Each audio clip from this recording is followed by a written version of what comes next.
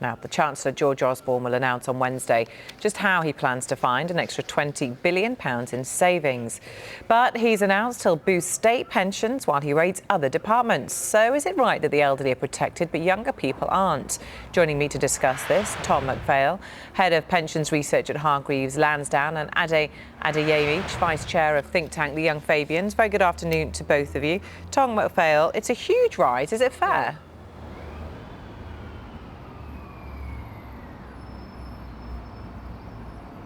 Not sure if you can hear me, Mr. McPhail. I was just asking you if this rise... Hello, sorry, yes, I can hear you now. Yeah. I'm sorry about that. Don't worry. Is it fair, do you think? I'm sorry, could you repeat the question? I was asking you if you think this huge rise for pensioners is fair. I'm sorry about that. Yes, the increases we've seen to pensioner income in recent years has been absolutely necessary to address the balance, because pensioner poverty historically was far higher than the rest of the population on average.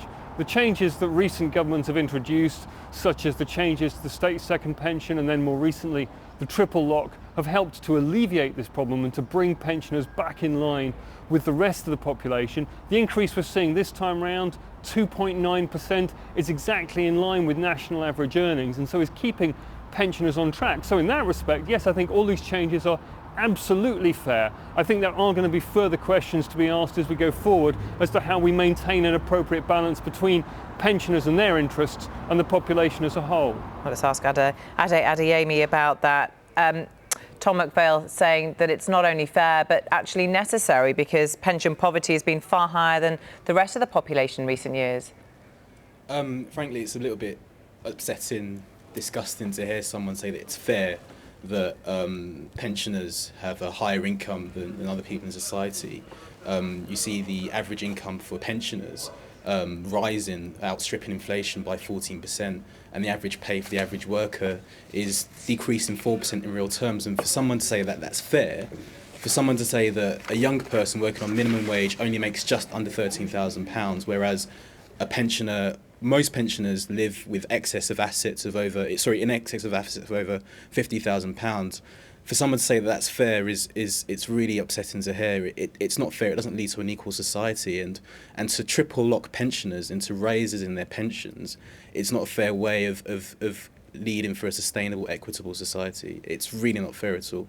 Tom McPhail, how do you respond to that? Ade Adeyemi says it's not just fair, but it's just disgusting to say that it's a fair and necessary measure. And he makes the point that most pensioners live in excess of £50,000 on property, assets, other things. All of which is true in terms of the property assets, but of course these pensioners are going to be living for several decades into the future, and what we really want is for them to be financially self-sufficient, to enjoy a decent state pension, and to be able to use the wealth that they've built up during their working lives to keep them as they go into their 80s and 90s and even their hundreds, because some of them are going to live for a very long time, so they're going to need that wealth. And of course the other challenge is that the workers of today are going to need their own pensions, they're going to need their own state pension in the years to come. So again, we have to strike an appropriate balance between making sure that the pensioners of today are well looked after, but also that today's workers can build up their own private pensions and their own state pensions to keep them, in their turn, in the years to come. So sorry, my question then is that how is it fair that the average income for an over 65 pensioner is £15,400, but a young person working a normal week on minimum wage makes just under £13,000 and they're still taxed, whereas the older person has a free bus pass during the winter months, they've given full fuel allowance. Of course we want to make sure that the older people in society are looked after in their older years, but the future economy, those who are working to input into that pension now, if they're not given a fair shot of anything, then how is that fair?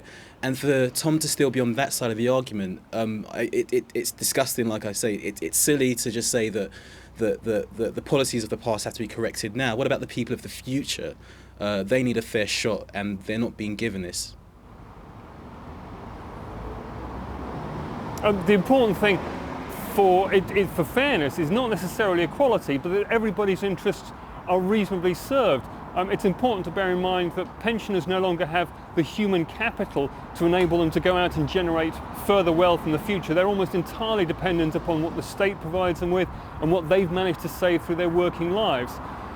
The young people of today have different challenges. They have to earn a living, and they have to build their lives and look after their families, and they have to make their own retirement savings for the future as well. Different challenges. This is just adding to the challenge, not giving young people a fair shot of opportunities in the future, housing, even the question of whether they're in the EU and whether there'll be opportunity to be in a bigger market. Across the board, we see policies after policies that don't attract young people and don't make it a fair society for them. I think the government's taking some really good steps to try and address some of those issues. The auto-enrolment programme to make sure all young people are participating in workplace pensions, and in fact to reintroduce the requirement on employers to make contributions to those people's pensions, something we haven't seen for around 30 years now. That is being reintroduced, and that will serve the young people of today and to ensure that they can build up their own retirement pots for the future. So the society evolves and changes, but I think the government is taking some really concrete steps to try and address the retirement saving needs of the young people of today. Okay, and so this step of triple locking pensions and raising their, making it outstrip inflation again, do you think that's a fair step?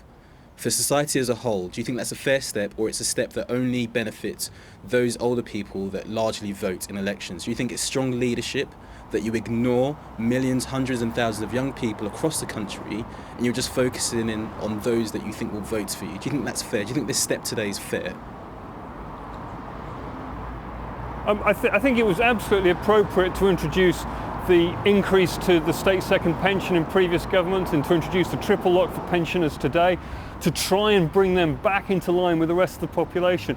I think continuing with the triple lock in perpetuity is of questionable value. We've got some significant changes to the structure of the state pension coming in next year, which will shift the balance again. We're moving to a single tier state pension at a much higher level. And I think as those changes play through, we will probably see this government or the next government looking again at how it provides the state pension for pensioners. There will be more changes to come, but I think everything we've seen today has been entirely necessary and appropriate. Ade Adeyemi, I can appreciate that in your view in the short term this is a painful pill to swallow, but in the longer term, Tom makes the point that the elderly, we're an ageing population, as we all know, we're all living longer. They do need to be financially secure, otherwise it is the younger people who you think aren't being treated fairly who will have to pick up the tab.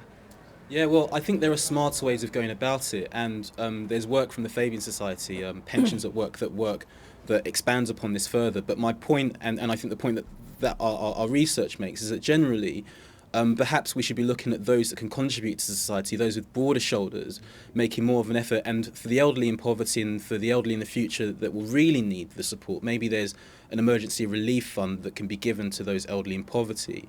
But for just a blanket overall increase in pension, I think it's unfair. I don't think it's a smart or nuanced way of looking about how we give to a more sustainable future. Tom McPhail, how much do you think these policies are about politics, given that the elderly do vote in greater numbers than young people? I think some of the changes that we've talked about in terms of the change to the state pension had to be introduced because we tried using means tested, so we tried targeting state support, and that had only very mediocre impact because a lot of the people who were eligible weren't claiming it. It was a very inefficient solution, and that's why we're moving across towards the single tier state pension now. So again, I think everything we've seen so far was entirely appropriate and fair. I think there's a huge efforts on the political question. I think there are huge efforts to try and encourage younger generations to participate in the political process and to take an interest in politics. They have a vote too. There are many more people of working age than there are pensioners. So I'm not sure how valid this argument that the government is deliberately skewing its policies towards pensioners is, given there are only around 13 million people drawing on a state pension, and there are 30 or 40 million people of working age who are eligible to vote. governments can appeal to those sections of the population as well. But Tom, do you think a young person will be interested in politics or think that politics is for them if they were just to look at a BuzzFeed article or look at Snapchat and just see a snapshot rather of an article that says pensioners are having more value for money, and that they just see a minimum wage stagnant, they see potentially leaving the EU? Do you think young people will be interested in politics in the future? I'm not sure that's a question that I can answer. I'm not a political expert, but I think the opportunities are there for young people to engage in the political process and to exert influence if they choose to do so. Well, look, my point is this, that young people won't be interested if leadership and policies that come out from government continue to favour older people disproportionately to younger people. Like I said at the beginning, the average income for over 65s and pensioners has outstripped inflation. It's average £15,000, whereas a young person working minimum wage in a normal working week only makes just under £13,000. A young person today won't think that politics is for them. They won't think that they can have answers from the political establishment, because people like you are saying that we don't have the answers, and you're not actually answering or addressing the issue, which is that it's unfair, that they're not being given a fair shot in the future. And the future is looking bleak for them. OK, Ade Adeyemi and Tom McPhail, great to debate this with you today. Thank you. I'm afraid we are out of time, but great to get your thoughts today, both of you. Thank you. Thank you.